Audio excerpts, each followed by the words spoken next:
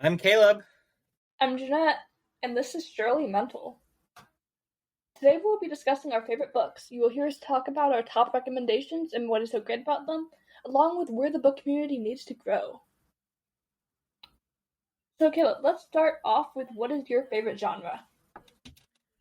I I can't say that I have a certain favorite genre. Like I am a fan of poetry, I'm a fan of fantasy, I'm a fan of apocalyptic type stuff. I will say though, I am not really a fan of sci-fi. You're not a fan of I sci-fi? am not a fan of there's just something about it that's different that I don't like, I don't enjoy. I'm sorry, we cannot be friends. Well, guess that's the end to the podcast. Thank you all for joining us. My favorite genre is sci-fi and murder mystery. Not you liking sci-fi. So, okay, all of these books right here are sci-fi. Um, but what you said you don't have a favorite genre, but like out of your like top three, what makes them so good, and what are they? Top three. Okay, you know what? I'm switching up my answer. I'm changing it. I'm a fan of romance. But here's the thing. Romance is very tricky. I like It them to is. make I like them to make sense. I like them to be reasonable and relatable. I don't want it to be this far-fetched thing, and I also don't want the romance to be the center of attention. And I hate like this. Actually, never mind. We're gonna talk about this later. I was gonna get into like where the romance community lacks and where it needs to grow. It's related to LGBTQ representation. See, here's the thing. I only read LGBTQ plus romance, so I don't like. To me, it's not really lacking. All right. So, okay, back to the original question because I'm off topic. What makes a genre so good?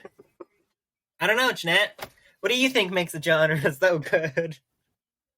I think with sci-fi, like the reason I read books is as an escape from the reality I'm in. And sci-fi is just like you're not jumping from your world to a slight like, oh, there's romance in my life now. It's like you are literally ruling the world. Um, and there's also romance in these books, like, but it's just not the center of attention. And there's characters that in the sci-fi books I've read, there's characters that like I want this person to be my best friend, and it's just cool. Like they can do anything. Like they can disappear, they can teleport, they can strike lightning from the sky. So, I have to ask you this question. It's not on the script, but I'm going to say it anyway. You talk about these people like of your friends. Have you ever considered writing a book and creating like other people and characters?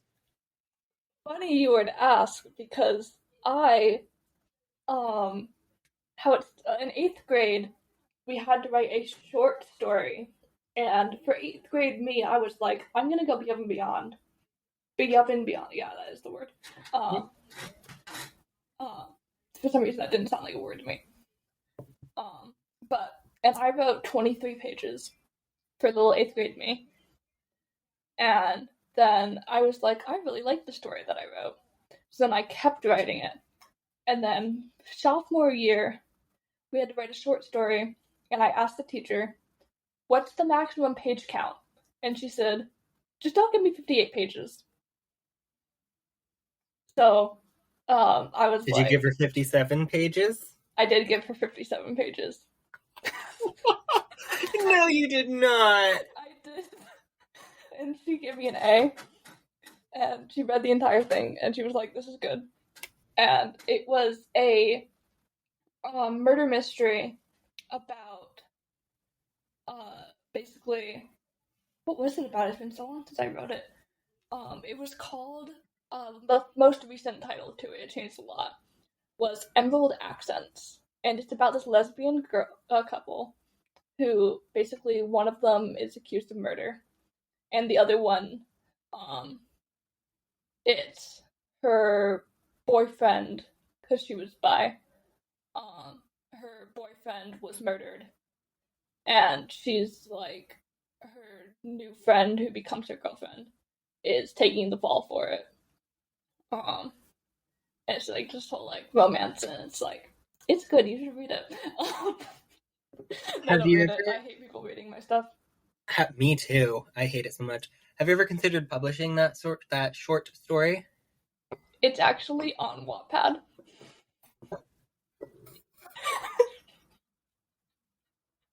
Oh, okay. Well, you'll have to send me the link so I can read it then. Yeah, I think I deleted it actually because I was like, no, wait, let me check. Is it still there? I will. While we're doing that, Caleb, you kind of already talked about this, but what is your opinion of my favorite genre, sci-fi? My opinion of sci-fi.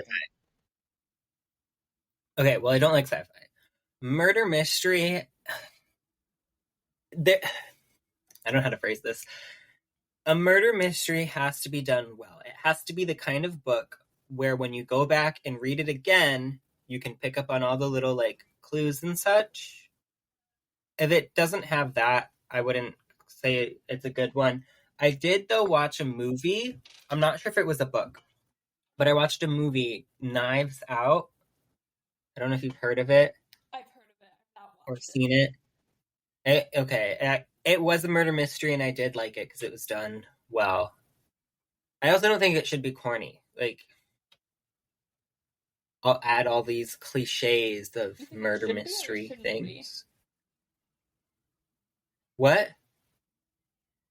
You think it should be or it shouldn't be? It shouldn't be. Okay. Did I say should? It should be. I thought you said should. You might not. Sure. I might have said should. I don't think it should be. I think a murder mystery should be unique. What is your opinion of my favorite genres? I completely agree that I love romance when it's not like in your face.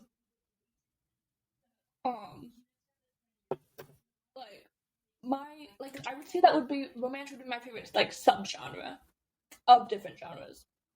And I have one for a long time. My favorite book was a romance book. I have grown out of that book, but like it's still great. I'm going to recommend it later in this video, but it's no longer my favorite. But I love romance. I especially love romance that is relatable, as you said. Well, not relatable as in I've experienced this before, because I've never experienced romance before. Yeah, but like where it makes sense. Yeah. And could hypothetically actually happen.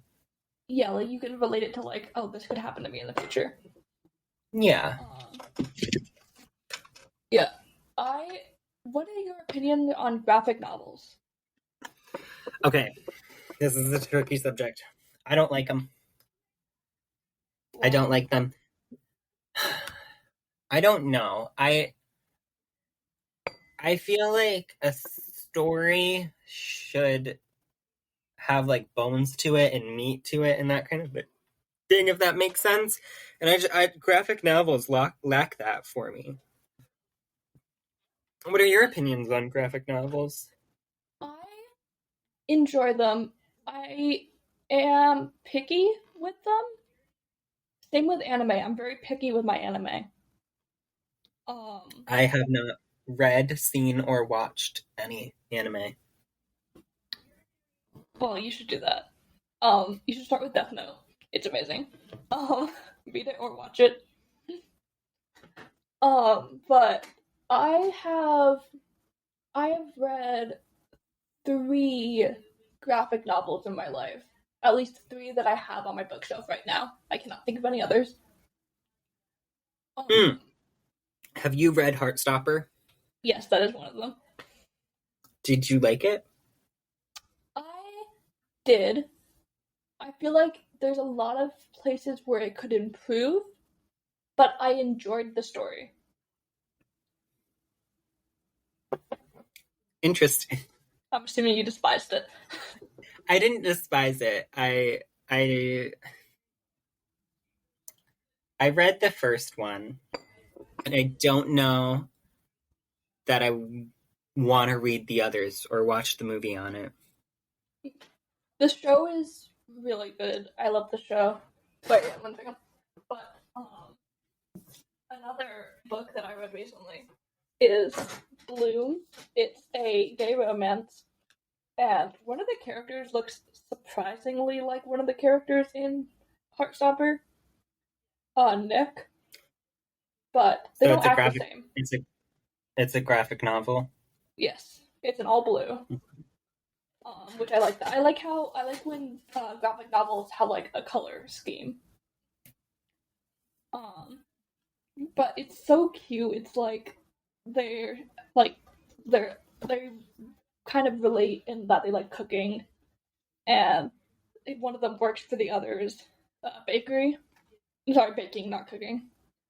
And it's adorable, and I cried, and I want that in female version.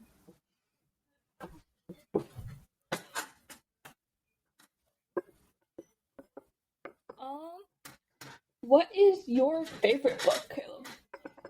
Okay, I have it here with me because you were like, prepare for this. It's gonna be backwards, isn't it? It's not backwards, but you have to say it because it's not. Huh? It's not backwards. Huh. Okay. Well, it's The Black Flamingo by Dean Atta. It has won a Stonewall Award, and it is my favorite book. What's it about? What's it about? Okay. Do you want me to read the thing? Okay. Do you know the name of these summaries? Is that what they are? Oh, I knew the name of it, but I don't remember.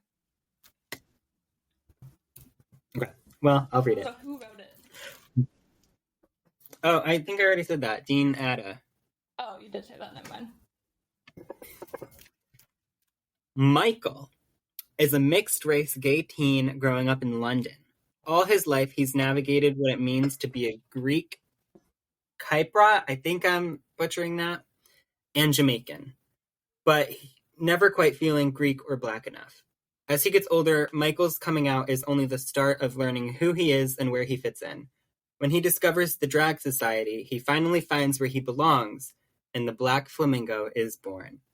Told with raw honesty, insight, and lyricism, this debut from the acclaimed poet Dean Atta explores the layers of identity that make us who we are and allow us to shine.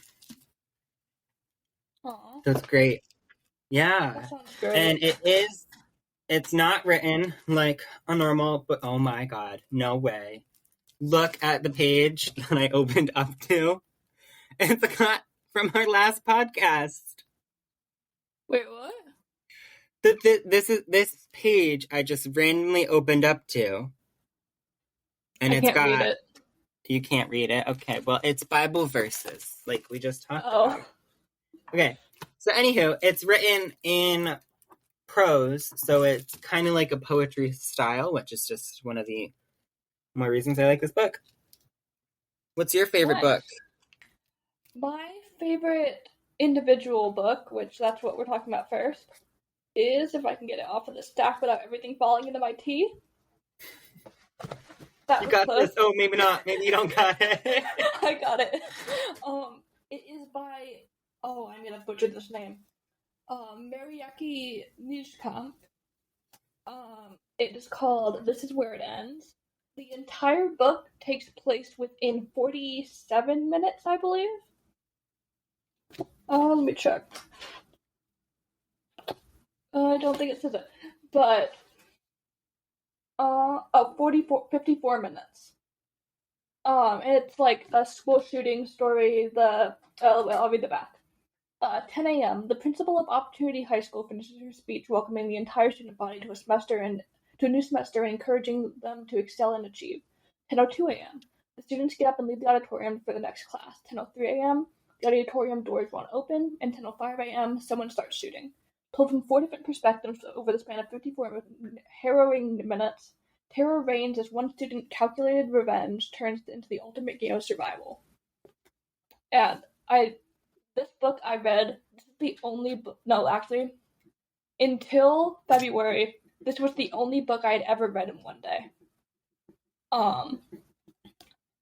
And I don't know, it's just, I was hooked at the edge of my seat the entire time, and I would read this again in a heartbeat. Nice. Things are falling. Oh. What's your favorite book in a series? Okay, I'm gonna do the cliche Percy Jackson. Percy Jackson is my favorite series, and I have to say the first book is my favorite. Can I say something? Is it gonna ruin my enjoyment of the book? No, but I had to read Percy Jackson in 6th grade for an English class, and I absolutely despised it. But I don't think it was anything to do with the book. It was just a time in my life when I hated reading. So I don't actually remember if I hated the book or not. I just remember not reading any of it, like reading half of it and being like, no, I'm not reading this anymore. And hating the movie. Well, if I'm being honest, you like sci-fi, so I don't know if I wholeheartedly trust your opinions on books. Sorry. Wow. Well, again, I don't know if I hated it. I want to reread it. I want to reread Harry Potter and Percy Jackson because I read them when I was too young. Here's the thing though about Harry Potter. Very tricky. Very tricky. J.K. Rowling. What do you do about her? My sister already has the books, so I wouldn't be purchasing them. Nice. Nice. Yeah. If my sister will let me read the books. If not, I'll get them from the library. Yes. Libraries. World of Many Wonders. They're great. Yes, I want to work at one. I want to work at a Barnes & Noble. Some point in my life, I am working at a Barnes & Noble and getting that, 40% off discount. See, I feel like that would be a bad financial decision on my part because you get the discount. So I'd get paid and then I'd spend it all there and I'd leave with nothing. Exactly. And wonder why I'm broke. But you'd be broke and have a lot of books. Yeah, but I would rather eat at night. I would rather read books.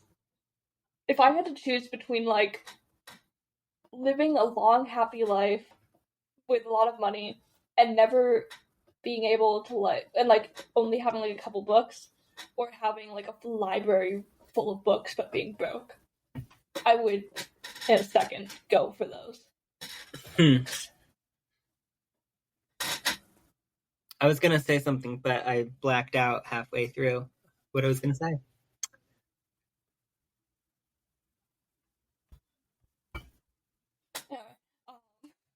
My favorite series is the Shatter Me series by Tahira Mafi.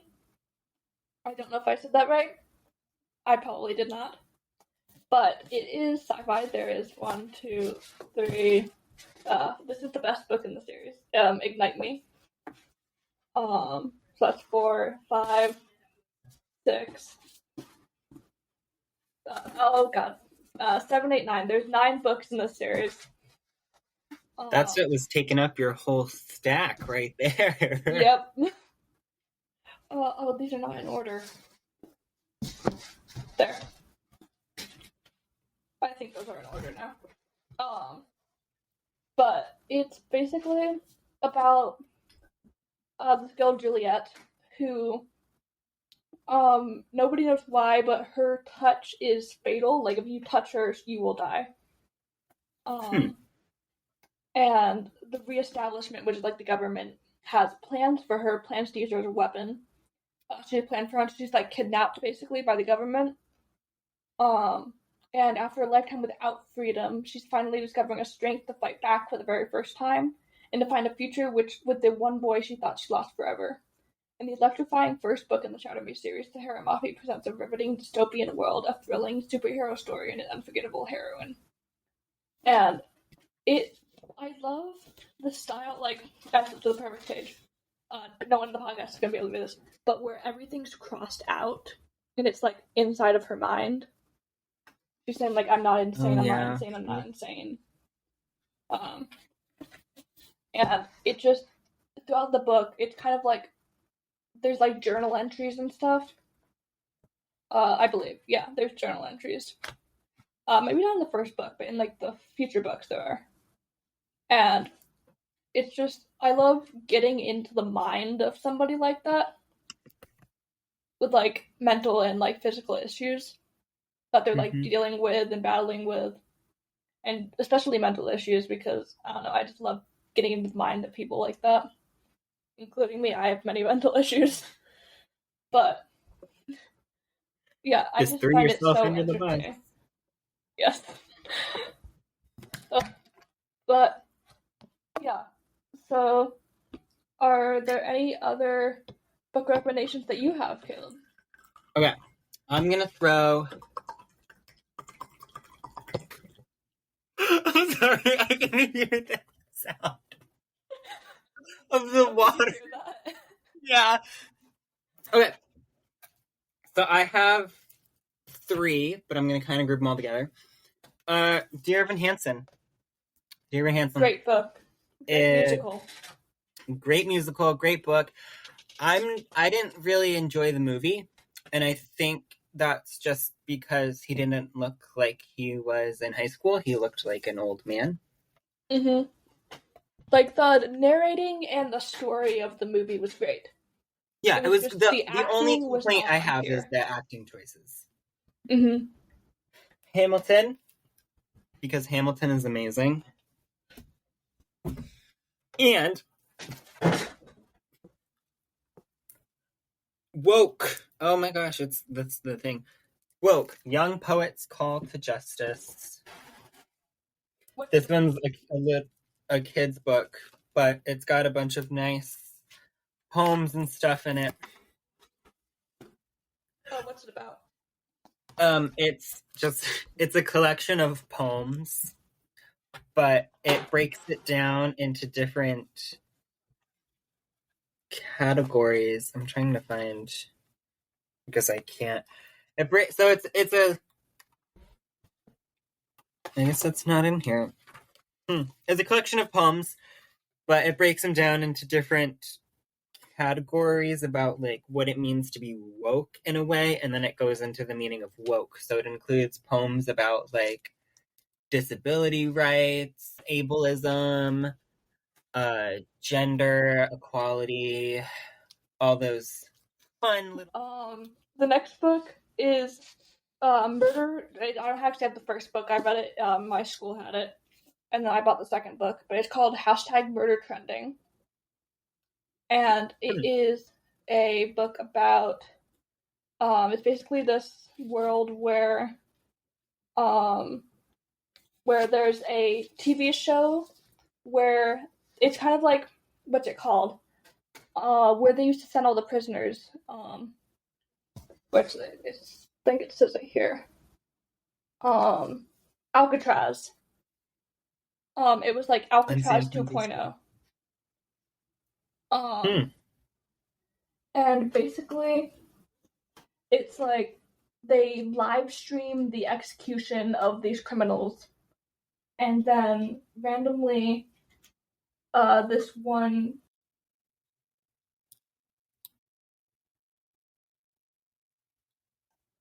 They ran out of power. But, you disappeared. What? You disappeared. Oh. And the screen recording just stopped. I'm gonna start it up again. That was weird. Alright. But yeah, it's like... They're recording their... What is it? They're recording their trials, murders, whatever it is. Yeah, they're recording the executions of these, like, murderers and stuff, and then it's like a reality TV show. And then this one girl is just like a normal girl, and then she is basically sent. She's like there's like a trial, and she's sent to go to Alcatraz 2.0, and it's kind of like murder mystery, like survival, and it's just like edge of your seat type of stuff. And there's like plot twists and all that, and it's just really good. I liked it. And then there's Girl in Pieces, a novel, by Kathleen Gasgo. Have you read this? Nope. I haven't read any of these yet. This is really good. It's about, I'm just gonna read the back. You can spot the girls who have it easy, and then there's me. Charlotte Davis is in pieces. At 17, she's already lost more than most people do in a lifetime. But she's learned how to forget. The broken glass washes away the sorrow until there's nothing but calm. You don't have to think about your father in the river, your best friend who's gone forever, or your mother who has nothing left to give you. Every new scar hardens Charlie's heart just a little more. Yet it still hurts so much. It hurts enough to not care anymore, which is sometimes what has to happen before you can find your way back from the edge. And it's a story about suicide, self-harm, psychiatric hospitals. And I actually read this in the psychiatric hospital. I don't know how they let it in. But they looked at the back and then they were like, yeah, this is good. But it's definitely triggering. So I would not recommend it for anybody who is currently having thoughts of self-harm or worse. Because, yeah, it can be very triggering at times. But it's a great book if you've, like, overcome that. And you're looking for, like, somebody with a similar experience. And then the next one is the one I was talking about earlier when I said that I used to like this romance book a lot. It's called Selection by Kira Cass. And it's a series about this girl who's, like, chosen for the selection thing where one of them gets to marry the king. And it was, like, little me was like, this is, like, my dream romance. But, like, I always knew something was off about it. And this was before I realized that I was gay. I was like, I want this, but I like the woman. Like, I always, in movies, I would always imagine myself in the relationship as the man. Like, I knew I wasn't trans. Like, I knew... Not me doing the same thing, but as the woman. No, like, I knew there was something wrong because, like, I know that I identify as a woman. I've always felt comfortable in that identity. Mm-hmm. So, like, I was like, what is going on here?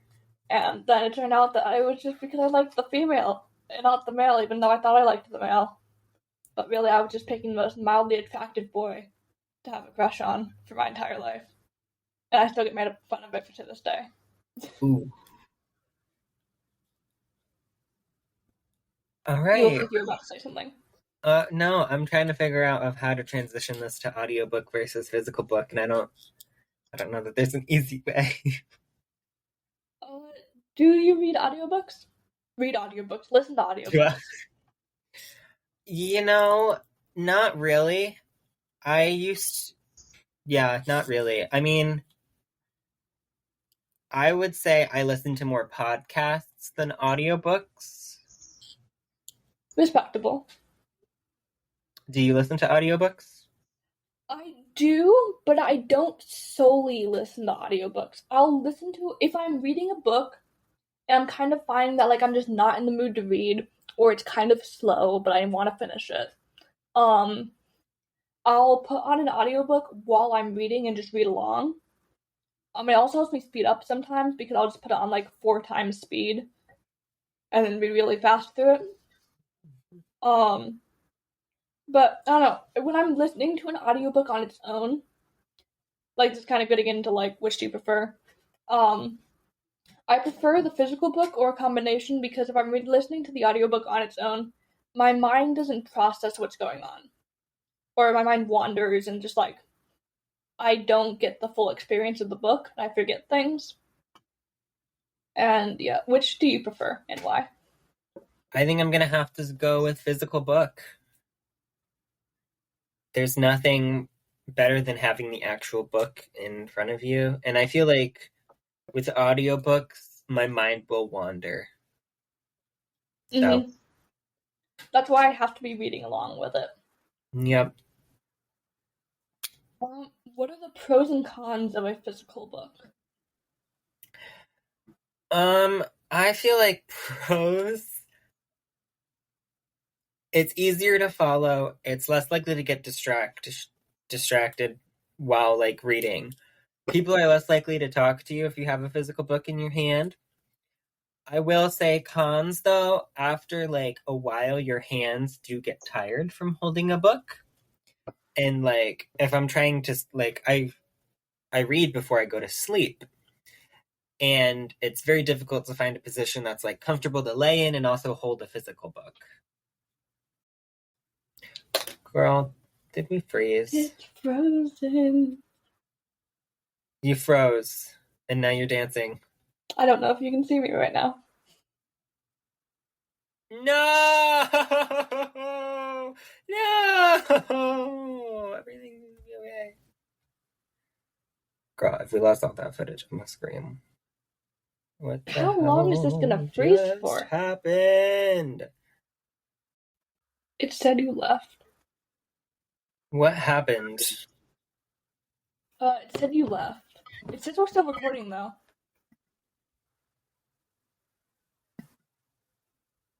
Yeah, but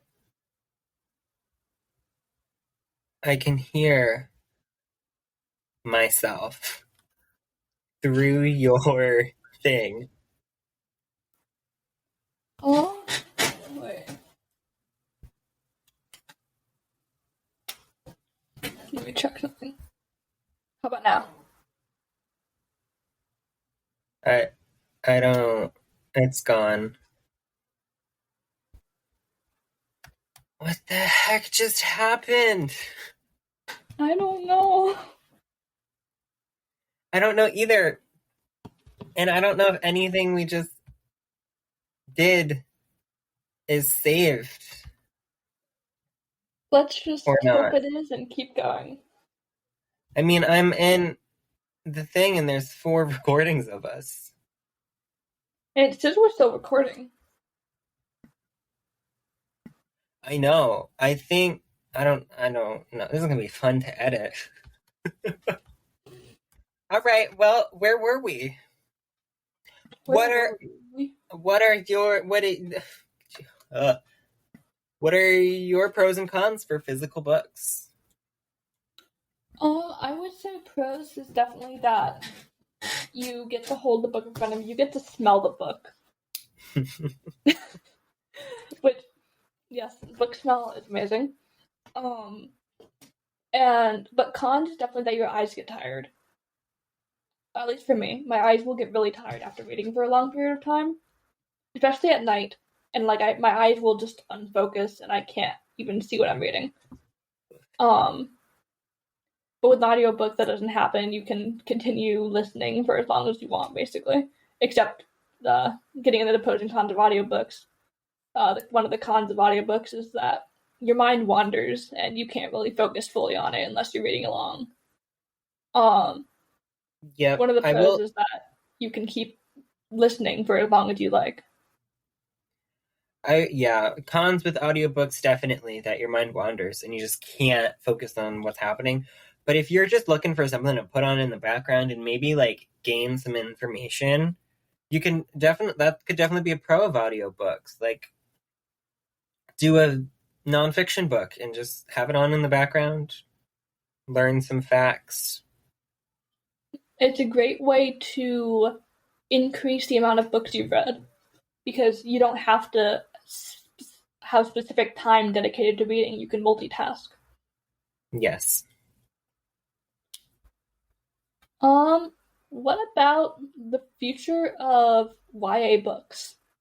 Specifically in LGBTQ plus, people of color, and disability representation. You just schlepped them all together. I think... Well, let's start with LGBTQ plus representation. Okay. I think this is a difficult one for me to answer.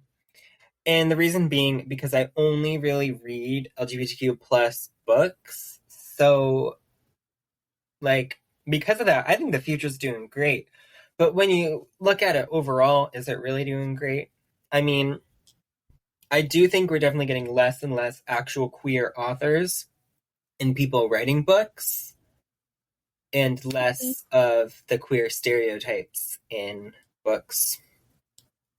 One thing that definitely needs to be improved, at least as far as I've been able to tell from the books that I've read, which tend to be the more popular books, and this is in movies and TV shows too, is either, like, there seems to be either one of two things.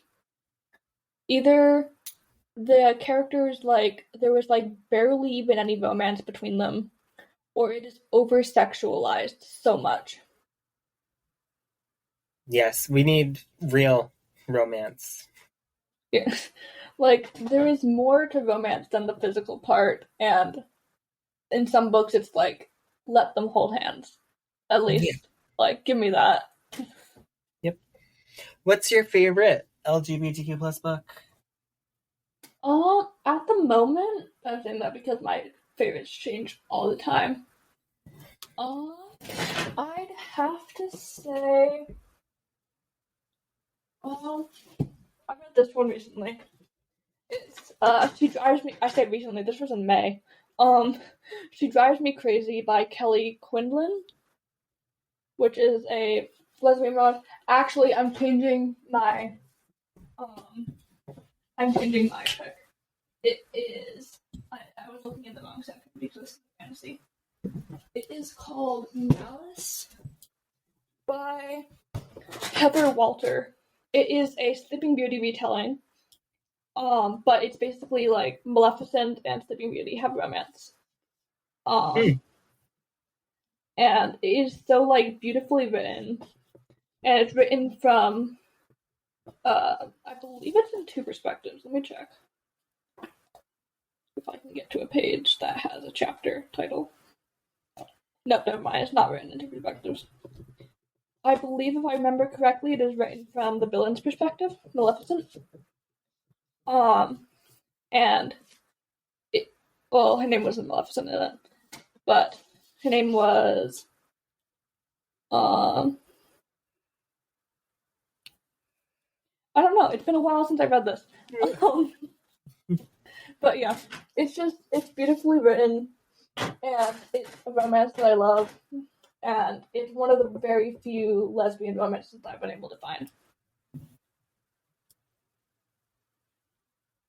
What about you? What is your current favorite LGBTQ+ book? Don't happen to have the physical copy on me right now, but it was probably The Sunbearer Trials by Aidan Thomas. It was like, what? I've heard of that one.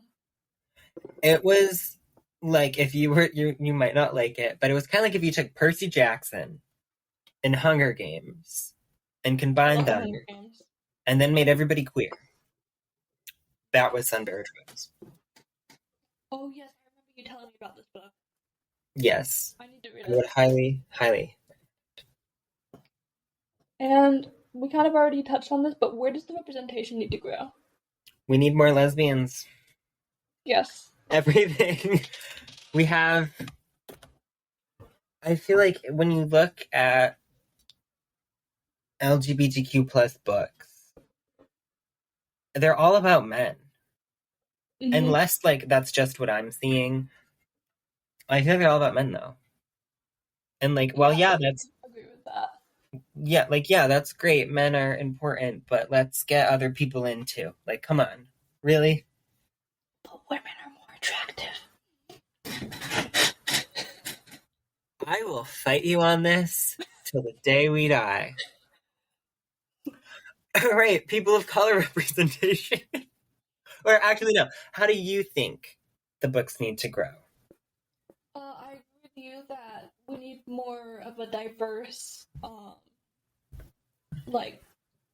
we need more than just gay men in representation. We need more trans people. We need more non-binary. barely ever see a book with a non-binary character in it. I don't think I've even read a book with a non-binary character. Where is it? This one, At the End of Everything, has a non-binary one in it. I have that book. I haven't read it yet. You should read it. It's good. But yeah, we just need a much more diverse crowd, and even though it is growing, there is still a largely outnumbered straight cis authors and books than there is LGBTQ plus representation.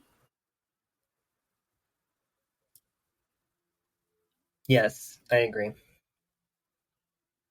And moving on to people of color representation, what is your current favorite book that includes, or is, I guess it's more like focused on people of color representation?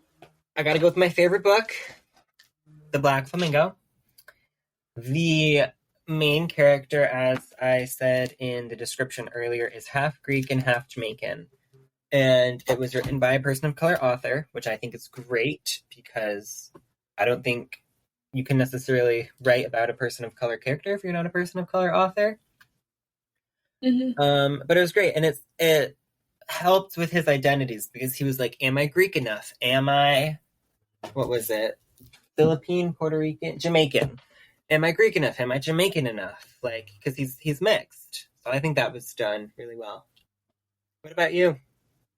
At the moment, my favorite is probably I'm Not Dying With You Tonight by Kimberly Jones and Gilly Siegel, which I'll be honest, I was slightly disappointed in because I was under the impression it was going to be a romance, but it wasn't. But where it did succeed was the representation. It had a great representation of just, like, I don't know how to describe it, just a whole different viewpoint that I had largely never considered being a privileged white woman. Try being a cis white man.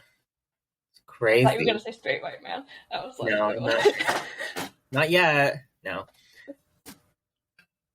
All right. How does representation need to grow? A lot more, but we need more. Yes, we need more. Yes, we need more. That's really all I have for it. I mean, especially more written by people who know what they're talking about, who are in the community of people of color. Like, I don't know. It's tough because we are both white people to speak about this, but like, I do think a person of color character should be written by a person of color because this just makes sense.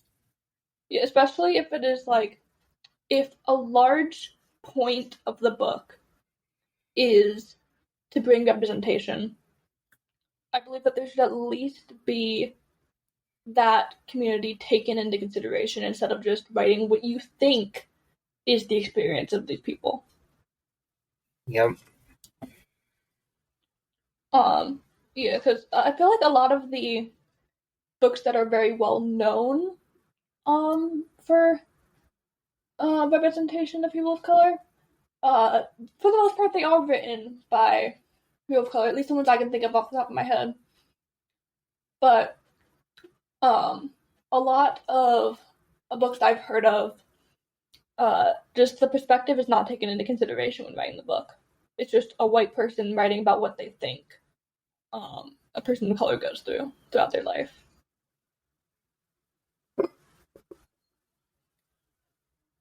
All right. Disability representation. What's your favorite book? We have not read any because there are barely any representation in this current world. Yeah. And maybe it's just in our circle of books.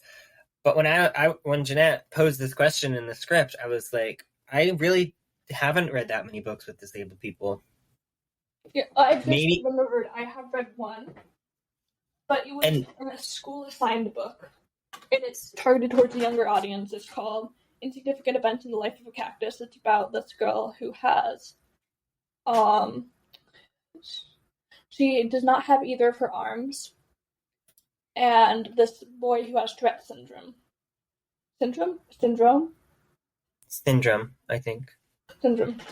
But this is the only book I have ever read, I believe, that has any kind of representation of the disability community, which is terrible. Yeah, and again, maybe it's just not in like my personal circle of reading, but it definitely needs to grow. We need more out there, more understanding, more awareness, all that fun stuff. Even if it's not like books centered around people with disabilities, it should still, like, there should be characters in plenty of books. Like, it shouldn't be a problem where we haven't read about a character with a disability, because it's not that uncommon in real life. Yep.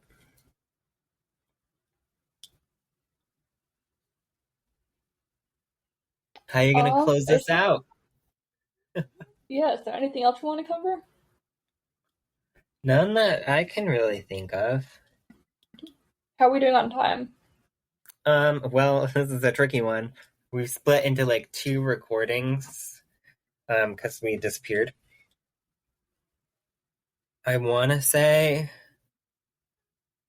we're at like 50 minutes because it was at 35 and now it's at 15. Oh, so jeez. Long episode. Oh, yeah, we went way over our goal. Yeah, it's great though because I can edit it down and it'll be right. I have 2 weeks to do it. This isn't coming out till the 28th. Yes. Which definitely was not recorded on the same day as the last episode. Watch me leave that in. The power I have. All right, are you gonna say it'll be on the YouTube channel? Yeah, that's true. Are you gonna close this out with anything? Whoa. I think we're just gonna cut it and then put in our outro, which you should probably name the outro something special and keep it somewhere special. Oh, I did. Every episode. I did. I said updated outro because our old one is outro and we can't have 2 outros. Yes. All right. Thanks for tuning in. Surely Mental is a weekly podcast released on Mondays at 3 p.m. Don't forget to follow us at Surely Mental Podcast on all socials. This is Caleb. And Ginette. You can find us personally on all socials at cable_2431. And at Ginette Ireland. This was Surely Mental. See you next time.